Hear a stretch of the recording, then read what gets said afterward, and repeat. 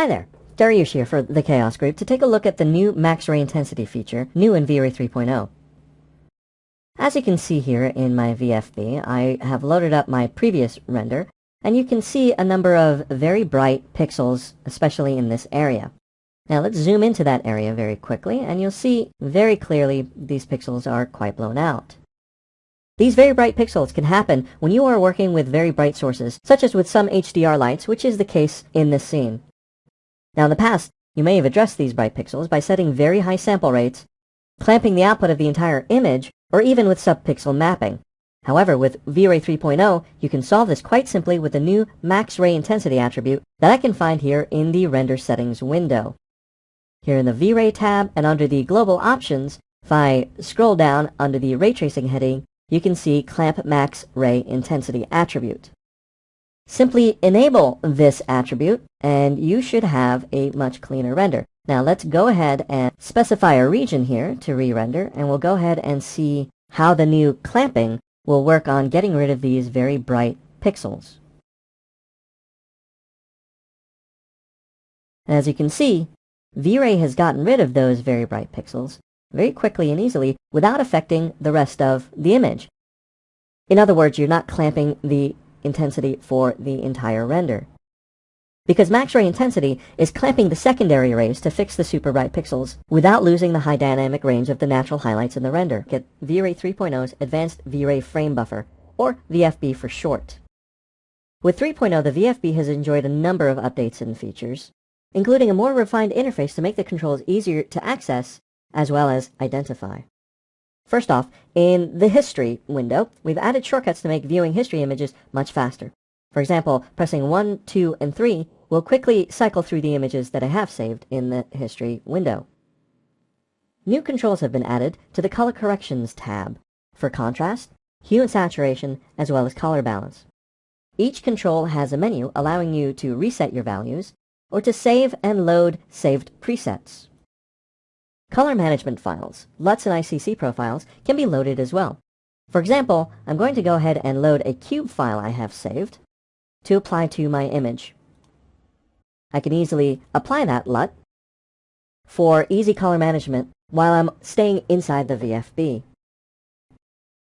This all gives you control to fine-tune your rendered image without switching applications, as well as the ability to see images with final color management in mind. Here to show you a little bit on the speed improvements in rendering hair in Vray 3.0. First, let's take a look at our VFB history at a scene rendered with Vray 2.4 for Maya. And this took 9 minutes 25.6 seconds to render at half HD resolution on an Intel i7 quad-core 2.8 GHz machine with 16 gigs of RAM. So let's take a look at how fast the same scene will render with Vray 3.0 for Maya. The sample scene is set up with Maya Hair System with quite a lot of hair strands that is backlit with a V-Ray area light to show off the backscattering effects of the hair. Now here I'm using GI with brute force as the primary engine and light cache for the secondary engine. Now seeing as the core ray tracing in Vray 3.0 has been optimized, in addition to the optimizations to the V-Ray hair material shader, this should net us some pretty impressive speed gains.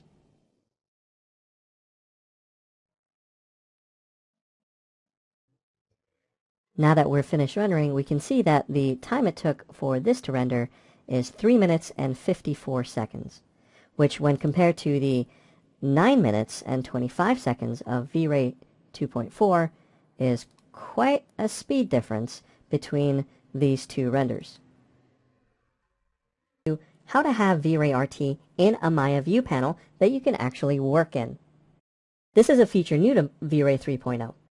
In this scene, I have two panels displaying the render camera, but I'm not able to see the effects of my lighting in either of these panels. With Vray 3.0, however, I can enable Vray RT to be one of these panels. By clicking on my panel's Renderer menu, I can go into the option box for Vray RT, and here we get the familiar Maya Render Settings window set to the RT Engine tab. You can see that my RT Engine is set to CUDA, because I have an NVIDIA Quadro 5000 card in the system. You can also set it to CPU or OpenCL. Go ahead and keep it at CUDA, and down here you can also see that there is a slider for the resolution percentage of the RT image you want in the panel. We'll leave ours at 100, go ahead and close the render settings, and when I'm happy with what I have, I simply click on the renderer menu for my panel and enable Vray RT. Once the scene loads into the renderer, this view panel becomes a living RT render that not only responds in the way you'd expect from a Vray RT window, but it's a panel I can actually work in and manipulate just like any other Maya view panel. For example, in my scene, I have a bright orange rectangle light hidden. When I turn on the light, you'll see that it appears in my view panel and the RT render begins to refine that look. I can manipulate that light directly in the RT window. Let's go ahead and move it in closer, and you'll notice that RT will begin to refine and re-render that change. And I can even move the camera around, just like any other Maya view panel, to get a different view of what I've just done.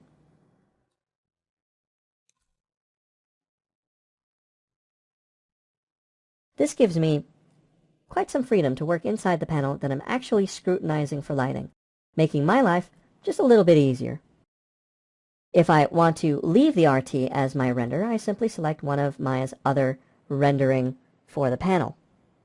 This is Darius Darkshani for the Chaos Group, and I'm here to show you the benefits of Vray 3.0's progressive production rendering. Traditionally, you would have to wait for a render bucket to finish before seeing even a little part of your image to get a sense of how your scene looks. Go ahead and cancel this, and you can start seeing how the lighting looks in these completed buckets. However, with Vray 3.0's new image sampler type, called progressive, as you can see here in the render settings, we can go ahead and render the scene, and we'll get the entire image updated very quickly, as you can see here. And the image will continue to refine itself to the point where you can use it for production. It's based on the same path tracing technology as Vray RT, and it is very intuitive to set up and use. This gets you seeing the whole image very quickly and is fully compatible with all of the features of the production renderer. For example, I will go ahead and enable the environment volume here of Vray Environment Fog, and we'll set off the progressive production renderer, and you'll see the environment update in the entire image and will continue to refine to get to a point where, again, you can use it for production.